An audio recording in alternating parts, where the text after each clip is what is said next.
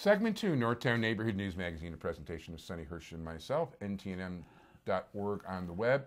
The last 8 years plus worth of shows are all available. Community Policing KEPS24.org. Jewish Chicago will be out very shortly. So if you'd like to participate in Jewish Chicago, you've got to contact me now. It is a pleasure to have someone who has made more guest appearances on the show, and I don't count Marty Levinson as a guest appearance each time with the scissors, than any other guest. The person who actually put us on the map initially, as well as people used to actually say, hey, aren't you the host of the Berny Stone show? And it's true. I heard that all over the place. We're talking about the one, the only, former alderman, former chairman of everything in the world, but we only got 9.5 minutes. Alderman Berny Stone, how you doing? Good, I'm doing fine, thank you. First of all, thank you so much for coming, and thank you to Maj and Mustafa for bringing you here today. No, thank you for mentioning Majid. Majid's a great kid. He really is, absolutely, and hey, you know, the city can really use more people like Majid, that's for sure. Absolutely. So, election time. You know anything about elections? Well, I used to.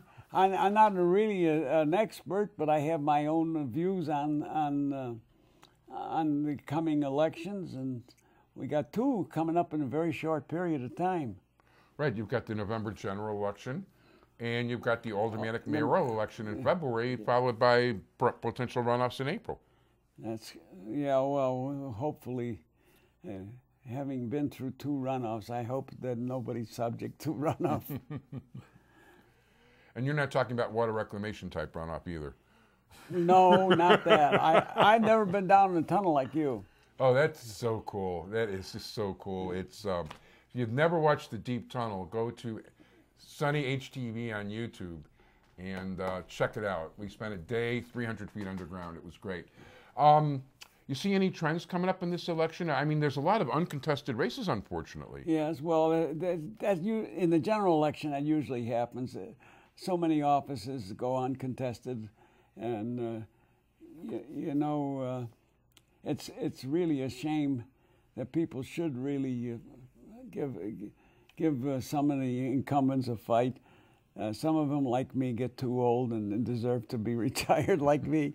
I don't know about that. I mean, listen, well, I don't want to say anything bad in your honor, so I won't. But you'd still make a better alderman than anything. I have no comments with respect to the aldermanic race. I'm out of local politics. No, that we understand. But in terms of, well, you know, the governor's race is probably the biggest deal going. Well, you know, I have a viewpoint that may be different than others. It certainly opposes the latest polls. The latest polls show the incumbent governor Pat Quinn winning.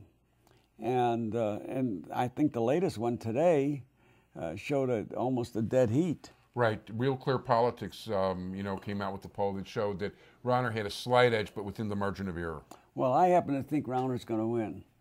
And being a former Democratic committeeman, that's unusual for me. But I like Pat Quinn, but it's my opinion, and this is something my father always said to me. People don't vote for anything, they vote against.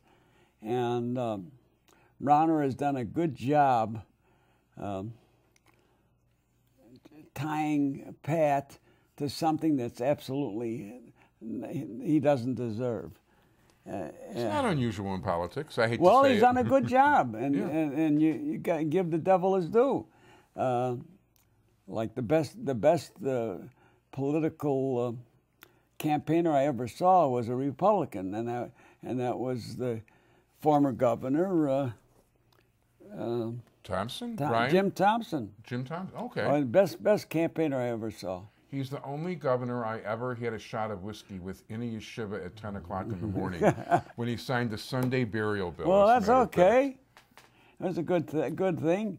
Yeah. But I happen to think that the ability to tie Pat with Madigan, with Cullerton, and Rod Blagojevich, who he ran with, of course, but who he was in constant fight with, his ability to tie them all together and use the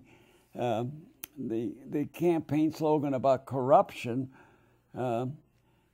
If one thing I know about Pat Quinn, and I've known him for many, many years, is he's the farthest thing you can get from corruption. He's as straight as an arrow. No, that's true. I mean, whether you agree with him or disagree with issues in his policies, he is an honest man. I mean, I've had my differences with Pat, but one thing I know about Pat is that he's straight and he's a reformer.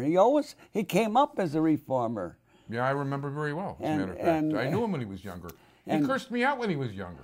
And now for Rauner to be able to do that was, well, it took a lot of money and a lot of advertising, but the public now associates Pat Quinn with corruption, and that's wrong. But unfortunately it's there. So, and you know what? The newspapers fall for this stuff every time. I mean, the false charges also being leveled by Quinn against Rauner, although some are very legitimate. Some of those are legitimate. But the fact is, the press doesn't always know what to run with, and so often gets it wrong. It's not even well, funny. I agree. I happen to agree with that. But the fact is that if Rauner wins the race, he'll have bought the governorship. I mean, that's a fact. Yeah, he's the one giving himself money. But and that other major backer he's got that's given him $5 million so far too. But the fact is, people vote because they vote against, and as a result, I mean, if you ask them, they'll say I voted for so and so, but they're really voting against the other party, and it's unfortunate, but that's what I happen to believe. Now, the exact opposite, I think, exists in the municipal race for mayor. I think that. Well, I certainly wouldn't accuse our mayor of corruption because I don't believe that administration is corrupt. I think that they've been pretty straight, but he hasn't kept any of his promises, and he's instead of relieving us of the situation that exists with respect to monies, I think. He's made it worse. First of all, the city of Chicago is not broke. The city of Chicago, as far as I know, still has better than $500 million in funds in savings account, and is still making something like $70 million a year in interest. So they're not broke, but. The mayor promised that he would do something that I had been yelling for 38 years I was alderman, and that was he would do a complete inventory of all the assets of the city. Now, he promised this when he ran for mayor. To the best of my knowledge, he's done nothing. No, he hasn't done it yet, that's for sure. You've got 1 minute. Oh, I'm sorry. Well, I think that the mayor will be reelected. I think the only thing that, and I think it's very similar, and yet dissimilar from the Harold Washington race, where you had 3 candidates, and here you'll have 3 major candidates. If